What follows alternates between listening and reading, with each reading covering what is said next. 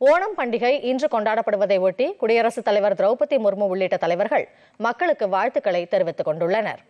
ஓணம் பண்டிகையை ஒட்டி மக்கள் அனைவருக்கும், குறிப்பாக கேரளத்தை சேர்ந்த சகோதர சகோதரிகளுக்கு வாழ்த்து தெரிவிப்பதாக குடியரசுத் தலைவர் தமது வாழ்த்து செய்தியில் தெரிவித்துள்ளார்.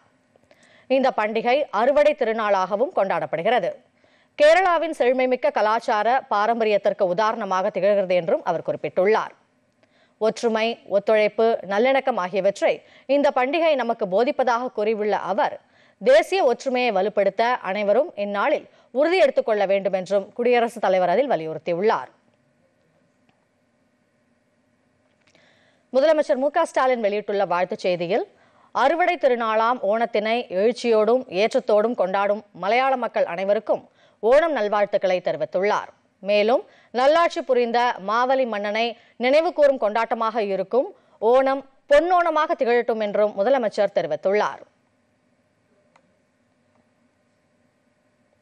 எதிர்க்கட்சித் தலைவரும் அதிமுக பொதுச் செயலாளருமான எடப்பாடி பழனிசாமி வெளியிட்டுள்ள வாழ்த்துச் செய்தியில், திருவோணம் திருநாளை வசந்த கால விழாவாக கொண்டாடி மகிழும் மலையாள மொழி பேசும் மக்கள் அனைவருக்கும் உலங்கணிந்த ஓணம் திருநாள் வாழ்த்துக்கள் என தெரிவித்துள்ளார். இந்த நன்னாளில் இல்லந்தோறும் அன்பும் அமைதியும் நிலவி மகிழ்ச்சியும் செல்வமும் பெருகட்டும் என்று எடப்பாடி பழனிசாமி குறிப்பிட்டுள்ளார்.